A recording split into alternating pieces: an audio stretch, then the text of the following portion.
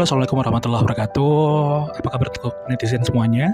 Semoga dalam keadaan baik-baik saja ya. Dan mohon maaf, ini baru bisa membuat video obrolan singkat, obrolan santai untuk hari ini. Dan ini merupakan video yang menjadi tindak lanjut ataupun juga respon dari beberapa permintaan teman-teman di kolom komentar, baik itu di video saya di TikTok, di IG ataupun juga di Facebook ya, terkait masalah kiat ataupun juga motivasi-motivasi yang saya peroleh dari teman-teman sebelumnya yang saya pakai untuk persiapan tes CPNS 2019 hingga akhirnya saya lolos pada saat itu.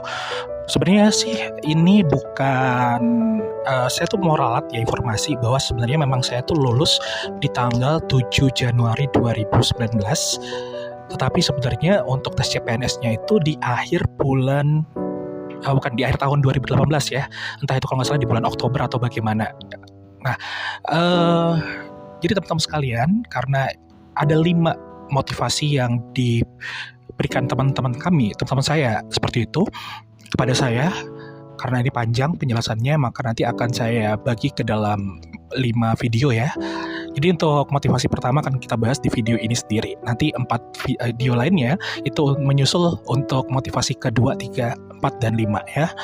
Jadi yang pertama kali itu adalah pertama dari munculnya pengumuman, saya itu diminta oleh teman adalah tolong perbaiki niat.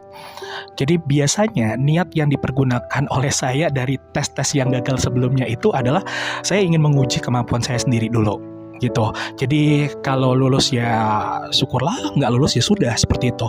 Nah, ternyata rekomendasi dari teman-teman adalah jangan lagi dipakai niat seperti itu, karena niat seperti itu hanya menjadikan kita memiliki usaha yang ala kadarnya saja.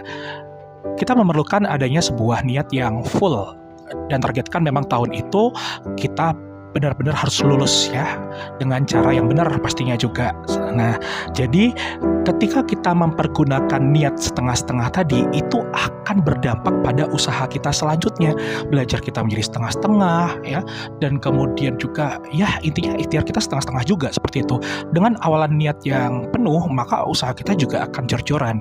Kira-kira jor-joran itu berapa lama sih persiapan yang saya lakukan pada saat itu? Sebenarnya persiapan yang saya lakukan itu gak terlampau lama, tetapi konsisten ya. Kala itu saya mempergunakan waktu selama 2 bulan, tapi 2 bulan itu betul-betul full ya. 2 bulan itu full sejak saya mulai hari pertama untuk belajar buka buku sampai dengan ujian, itu tidak ada 1 hari pun yang saya tidak belajar sama sekali. Nah, ini untuk kata motivasi pertama ya, mungkin bisa dipikirkan dan kemudian diterapkan untuk kedepannya. Namun kembali lagi ya, bahwa